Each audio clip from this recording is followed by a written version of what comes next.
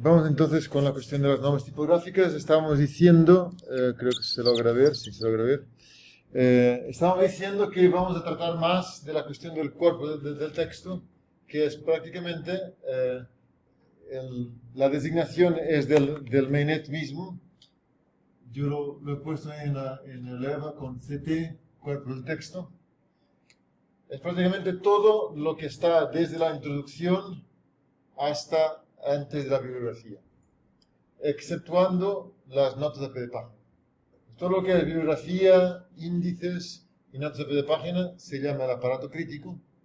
Tiene que ver con el uso de las fuentes, de los distintos autores y textos, y digamos, la precisión y el carácter científico de tu trabajo en esta área tiene que ver con el uso de las fuentes. Porque obviamente no hacemos ningún tipo de experimento en un laboratorio para ver si tu teoría funciona o no funciona. Tampoco tenemos fórmulas ni de química ni de matemática para ver si esas cosas funcionan o no. Sino que tú tienes que dar razón de las cosas que has leído y mostrar que tu comprensión está de acuerdo con lo que se expone en los textos. Y eso se hace a través del uso correcto de las fuentes, de su justa comparación, de la visión que obtienes de un autor o de otro, etcétera, etcétera. Entonces, en el cuerpo del texto, lo más sencillo que vamos a ver es, hay que añadir siempre el factor P. El factor P es el factor profesor. Significa, es muy importante, que significa que las reglas del mainnet están ahí, pero hay pequeñas variaciones que el profesor te puede pedir. Y por eso no hay que ni ser tan laxo como para no hacer caso a las reglas, ni ser tan fanático de las reglas, que si el profesor te pide una pequeña variación, te rasgas las vestiduras y dices, no, en metodología me han enseñado que no es así. Entonces armamos aquí una polémica y no hace falta. Esas cosas no suelen pasar, hay muy pocos estudiantes muy fanáticos de las reglas. Y profesores aún menos. Pero tener la justa medida, ya sabéis que la virtud está en el medio, tener la justa medida es lo más correcto. So, we are talking about the most basic things that do not include the critical apparatus of the text, which is the footnotes and bibliography and the different indexes. Or the table of contents. You can do the table of contents just by the titles, or table of contents by themes or by authors. There are different. Do you call them indexes in English? Glossaries? Usually the index, or you can have the table of context at the beginning, and at the end you might have an index to look for references like this word. Exactly. Index by authors, index by concepts. That's it. Okay. So, basically, this is what we're going to have. En el mainnet te da siempre dos opciones. Una es la LI, que es el libro impreso, y la otra es el trabajo general que se entrega. En cuanto a la fuente se utiliza siempre Times New Roman. Te puede parecer aburrida, es la que hay. Entonces, hay que mantenerse en eso. Cuando tú escribes para una revista, por ejemplo, para una casa editorial, te van a pedir también una fuente y no puedes poner la que te da la gana. Porque se busca una cierta uniformidad para que los textos no sean tan variados y sean más complicados de leer. Entonces, Times New Roman, ahí da siempre dos opciones, 14 y 12. 14 es lo que en la gregoriana, que son las normas que seguimos, las normas de Roland Mainnet son las de la gregoriana, que el Instituto Teológico ha asumido, porque nos parecieron muy completas. Entonces, 14 es lo que los profesores en general piden a los estudiantes, en papel para leer en grande, ¿no? En general, aquí en el instituto, lo normal es que el profesor te pida 12. Y entonces, tu texto va a tener este Times New Roman, 12 pt. ¿Ok? Y después va a tener 12 pt y va a tener de interlineado. Aquí casi siempre te pone doble porque digamos, los profesores muchas veces prefieren tener menos texto en cada página porque se lee con más atención. Habrá que preguntar, si el profesor no te dice nada, yo te diría 1,5 de interlineado. El interlineado es sencillo para un profesor que tiene que leer muchas cosas, se hace más cansado. Entonces, el doble, que es el que pone en el Menet, es muy amplio. So, I would put 1.5. This is, what you call that in English? Interlineado? Yeah, spacing. The spacing between the lines. So, not single, not double, but 1.5.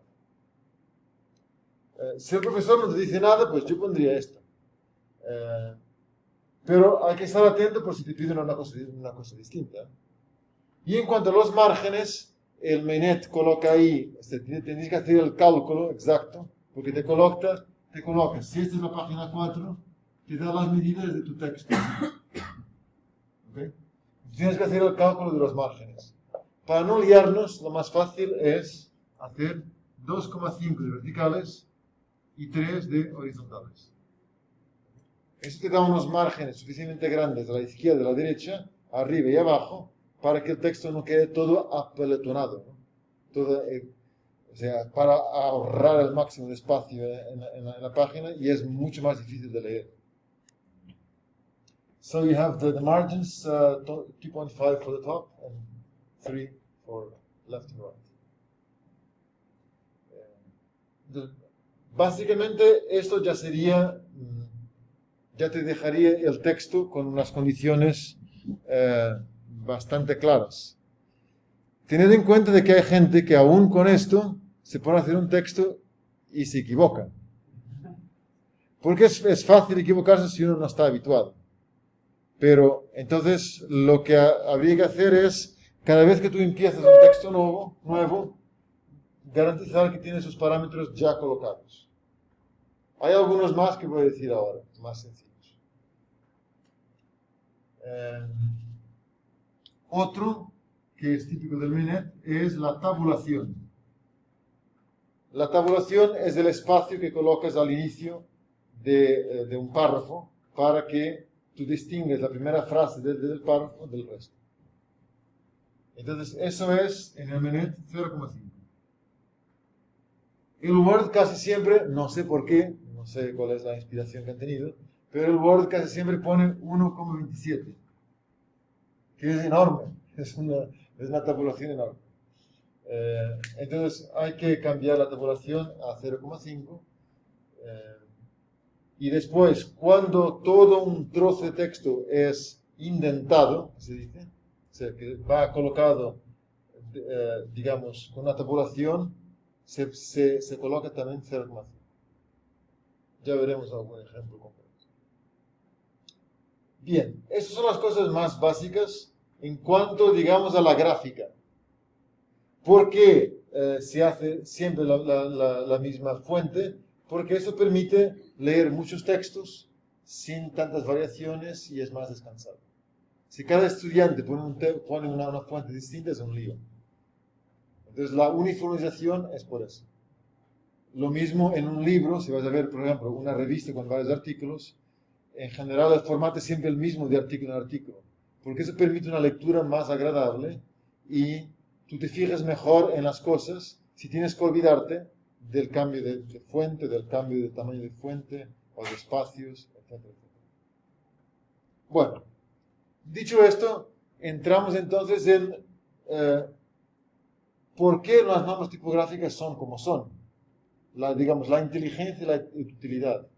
Es que todas estas normas, que son un poco aburridas, es verdad, producen una gráfica en el texto que permite una lectura más agradable, permite leer más texto, obviamente, y después permite también fijarte en los distintos elementos de un texto.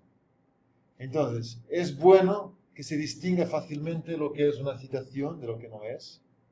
Es bueno que cuando tú lees un texto, que resalten fácilmente los autores de ese texto. O sea, los autores que tú estás citando, más bien.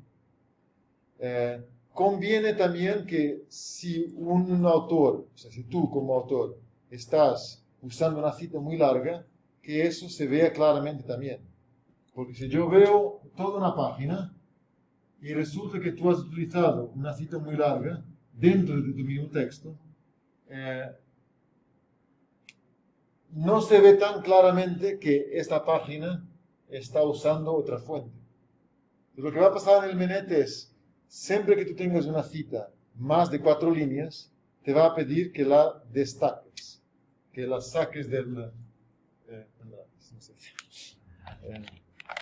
te va a decir que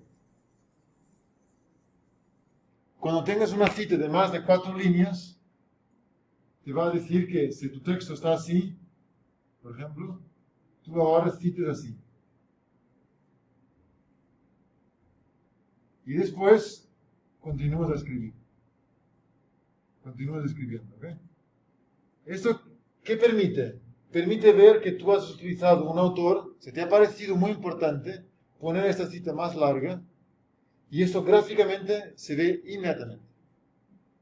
Entonces, las normas están para esto. No es para fastidiarnos, ni es a alguien que se le ha ocurrido esas cosas raras, sino que detrás de cada una de los vericuetos de las normas, hay un sentido de resaltar información importante en el texto.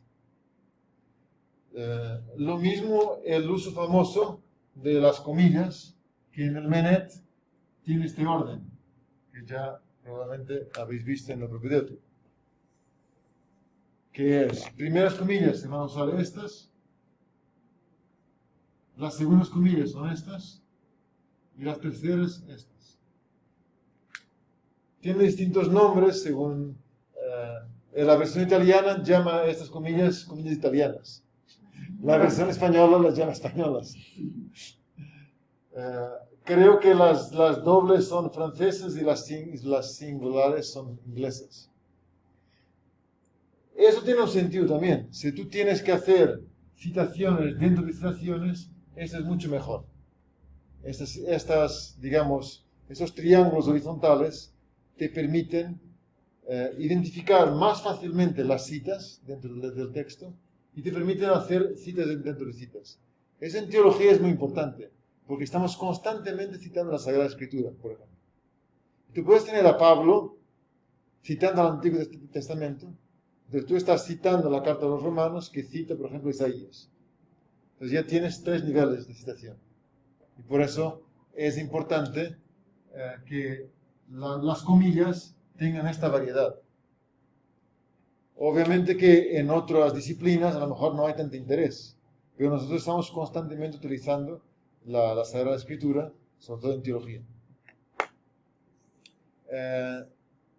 Después vamos a ver, en cuanto a la disposición de la bibliografía y de los índices, también las normas ahí tienen un sentido. No lo vamos a ver hoy porque no vamos a ver el aparato crítico, pero la fuente que se usa para hablar de un autor. ¿Cómo distingues un libro de un artículo? Las mismas entradas de una bibliografía. Todo tiene sus normas porque si tú lo haces de esa manera, no te quedas con un montón de información indistinguible en el texto, sino que al tener una buena gráfica, según los criterios, te saltan las cosas a la vista inmediatamente y permite una lectura crítica mucho más fácil. Entonces, espero que con esto os haya convencido que el rollo vale la pena. Ese es el punto. O sea que es prácticamente en todos los requisitos de las normas tipográficas, sobre todo las que están relacionadas con el aparato crítico, tienen el sentido de resaltar información importante. ¿Okay? ¿Cómo? Es como definir un código de lenguaje. Sí, sí. Bueno,